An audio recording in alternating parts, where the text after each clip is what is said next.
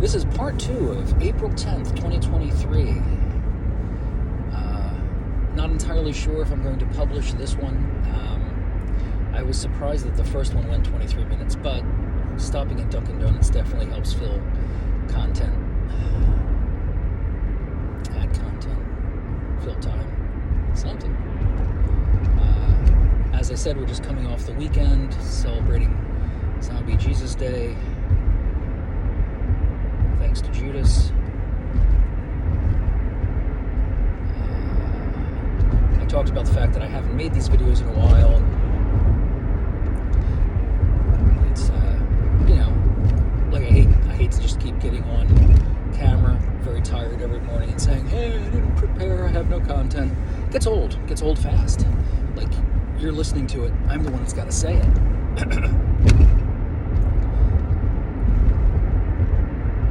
You don't have to watch every video, but I have to make every video.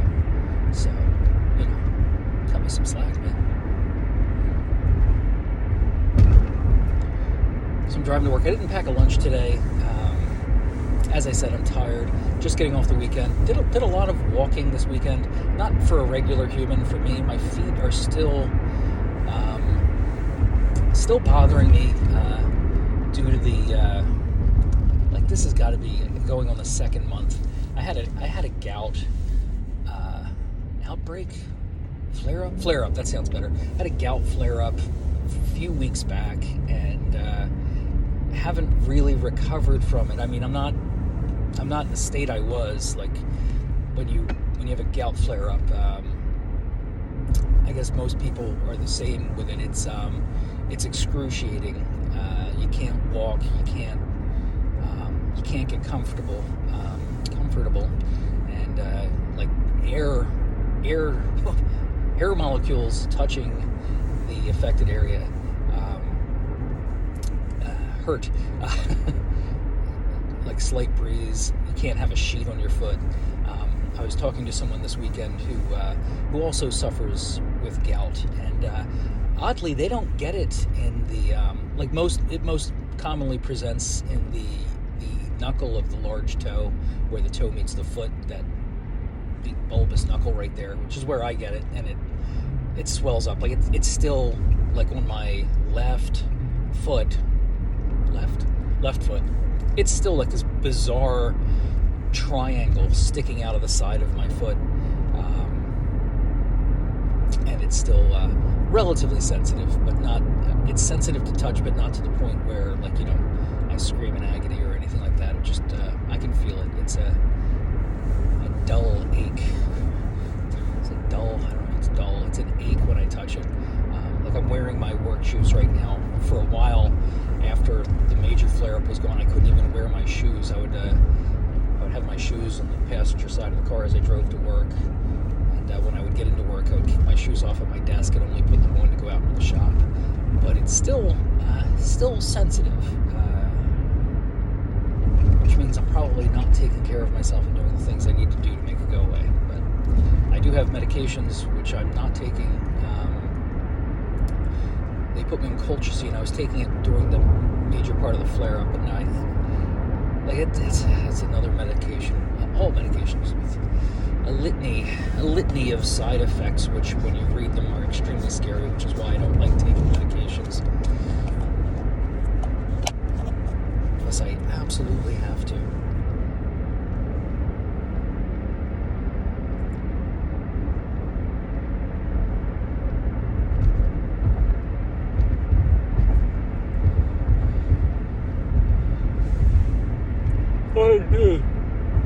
Oh my goodness. I had thought about taking today off. I knew I was going to be back in Philly yesterday afternoon, and I was thinking about turning it into a 4-day weekend. But my wife has work today, so it's not like we both have off. So I decided to go in. But I was toying with the idea of maybe taking Friday off and just having another 3-day weekend.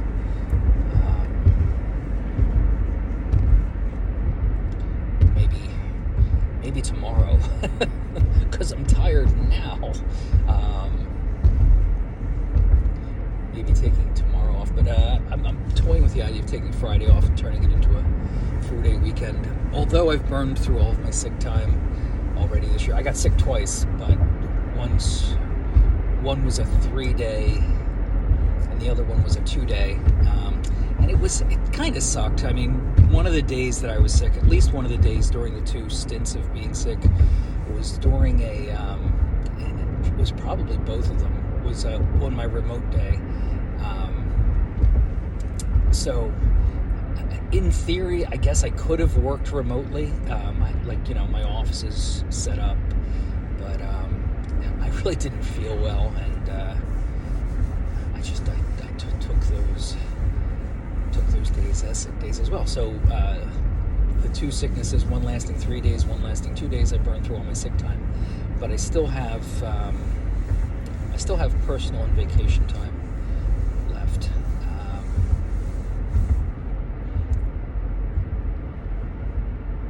And we're a third of the way through the year, and I haven't used any of my vacation or personal time yet. I did burn through my sick time because of 2 illnesses, but that doesn't really count as a vacation because I was sick. That's hot. Holy moly. Ooh, and terrible. Hot and terrible, just the way I like it.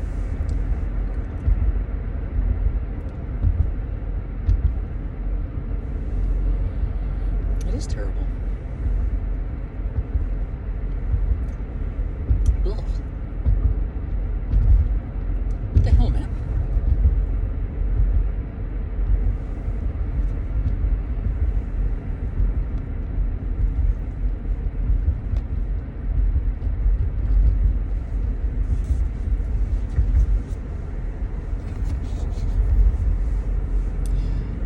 Sometimes you say coffee's burnt. I don't know how that's possible. How can you burn coffee? It's like a liquid. It's like burning water. How do you burn water? Pardon me. My hair is a tangled mess. Got a shower this morning. And as I do most mornings, my hair is just a tangled mess. As I've stated in previous videos, I usually wait till I get to work when my hair is slightly drier to brush it out real quick and put it up in a ponytail.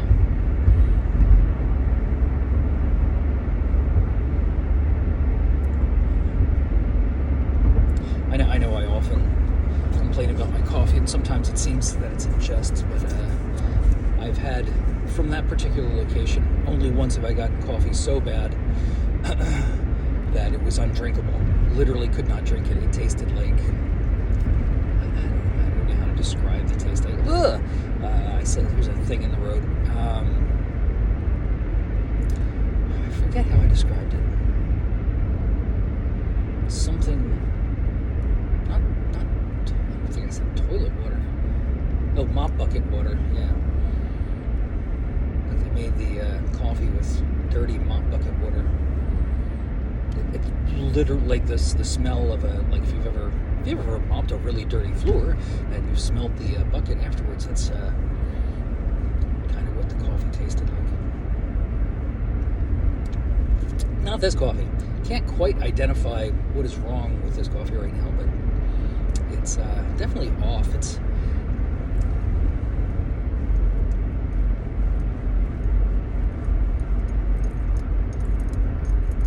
hopefully they didn't give me decaf. Ugh. Oh, jeez, I need new glasses.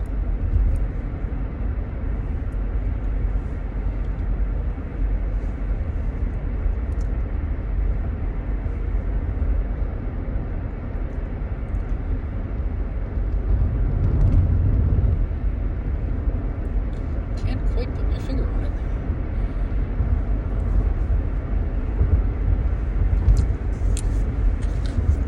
It's terrible. That's what you want. 20 minutes of me complaining about my coffee. So, went down the shore. My daughter has a metal detector, like a little kid's metal detector, big bulky plasticky thing, and it turns out, like, I don't know if there's tuning that can be done to professional metal detectors. I guess I have a couple of questions. So anyway, the point is, her metal detector, this big blue plastic thing, is insanely sensitive. Like, we didn't find anything good, but we found everything. Like the tiniest piece of tin foil and a buried cigarette pack to a pipe that was like a good 4 inches under the sand. It detects everything. It was pretty impressive. So my question is, like, I see metal detectors all the time. One of the guys I work with is an avid metal detectist.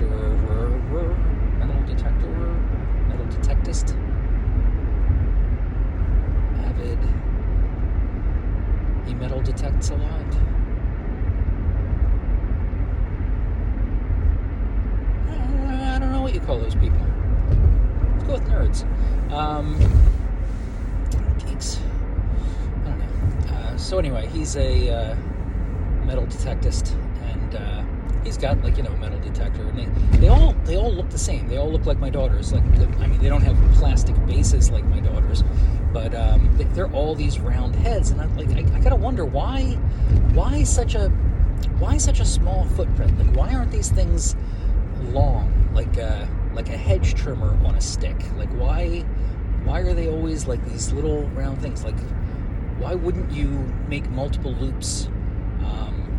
Maybe even put them on wheels so you can roll them around like a lawnmower. Like, why such a small footprint? I'm guessing that it's just so you can localize where it is. But like, even if you had multiple heads in a row, you could have the one that's detecting light up, and then switch to single mode to narrow down what you're looking for. But with that one circular head, you're doing that sweeping motion. It just seems like a lot of effort could be eliminated if you just had a longer head on a stick, instead of sweeping, just walk in a straight line. But I don't know, maybe there's something about the angle and twisting it. I don't know. I don't think so.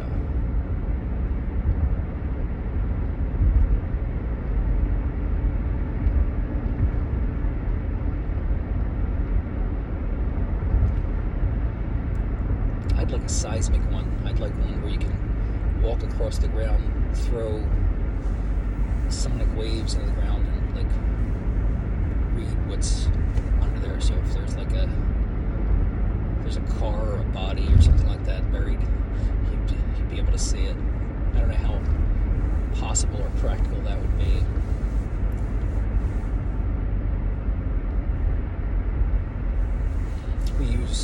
We use tools kind of like that at work. We do ultrasonic inspections where we send sound waves through a transducer into a piece of metal to see the barrier between layers, to whether there's good adhesion or not. It gives you it doesn't necessarily give you a picture of what's under the surface. It just tells you whether or not there's a bond or not a bond,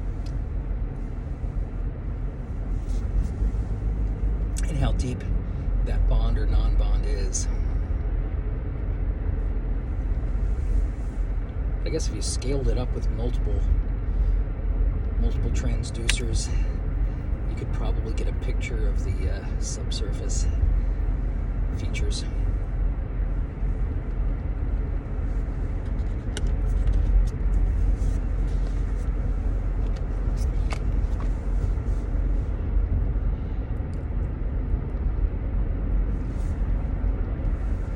So anyway, we have this friend in North Carolina. We were in the previous video I was talking about possibly going down and visiting, but there's a lot of stuff we want to do, and we've turned it into too grandiose a trip, going out to Central PA to visit my aunt, then going to West Virginia to look at property, and then going to North Carolina to visit her and come home.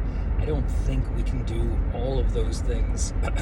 We have to eliminate at least one of them, whether it's the trip to West Virginia, or like the West Virginia trip and visiting her makes sense. It doesn't make sense to go to Western PA, then swoop down to North Carolina. There's like in opposite directions.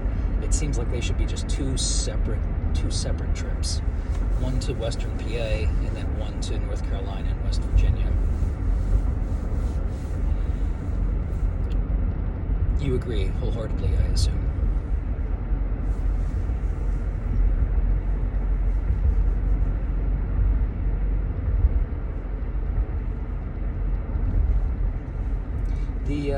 Surprisingly, the amusement piers aren't open yet. They're usually open on Easter, but this year, and maybe last year, I didn't make it down the shore last year for Easter. I assume I was working or something. I don't know. I don't know why I didn't make it, but I don't know if they were open last year. They definitely weren't open this year, but they were open the previous years. I don't know if COVID had something to do with it, or they just didn't feel like it was worth opening. But the arcades and things were open, like the pizza shops. A good portion of the stuff on the boardwalk was open, but none of the piers, the rides were none of the rides were running.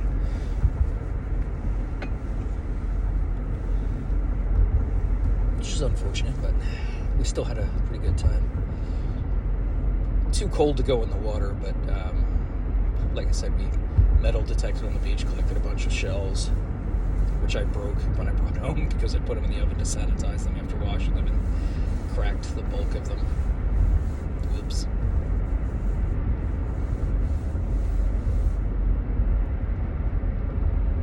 But now I know. Next time I'll try boiling one or two, see if that is better. Or maybe, like I said, just scrub them.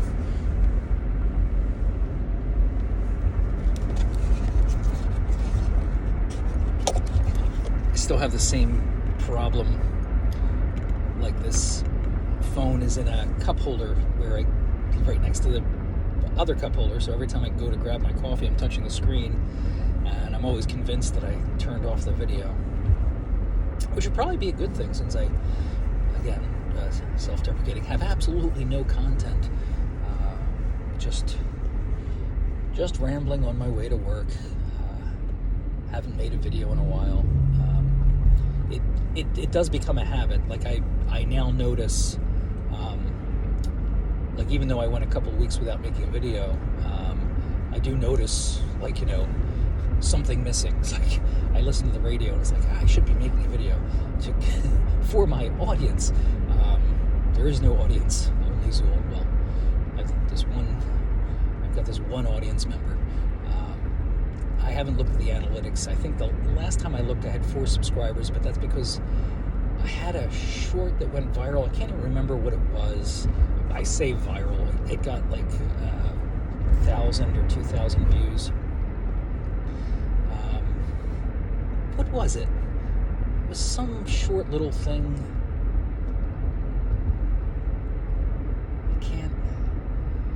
I can't remember. What was it? The Ducks? No, I don't think it was the Ducks.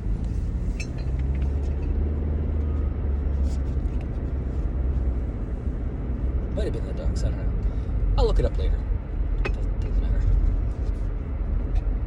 It's just weird what catches and what doesn't, and I think some of it's timing. Like, or maybe it's like I said, it's all hypothetical. I have no idea what the answer is. It just the YouTube algorithm is very, very weird, at least to me, because I don't understand it. I'm sure it's that banging around you here is a water bottle.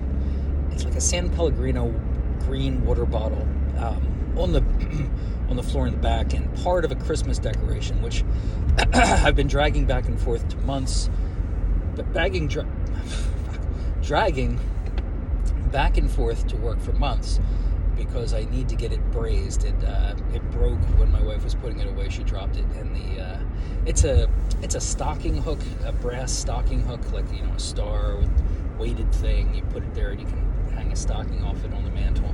Anyway, it broke, and I've been meaning to get it welded at work, and it's not a high priority because Christmas is still like over half a year away. But at some point, I'll take it into work, ask the welding guy, hey, can you braze this together for me? And he'll knock it out in 10 seconds. But anyway, that's what all the clanging is in the backseat, in case you were curious. If you weren't curious, that's still what it is. But now you know, even though you didn't want to know.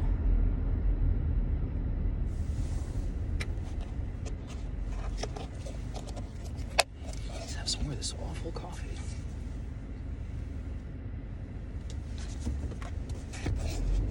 Ugh. Ugh.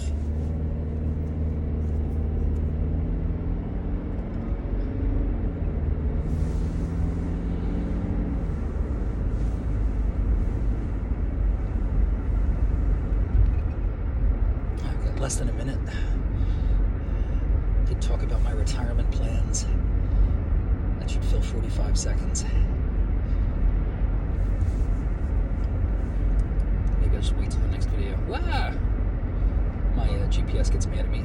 Low fuel! Ah! I got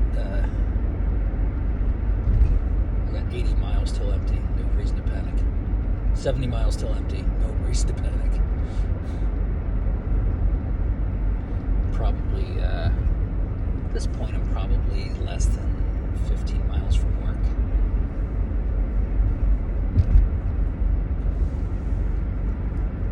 Based on the time, I probably won't get it before I go to work. It's 22 minutes. I'm going to let you go. I'll start a third one. Like I said in the last one, I probably won't post the third one, but who knows? Talk to you in a moment. Have a wonderful day.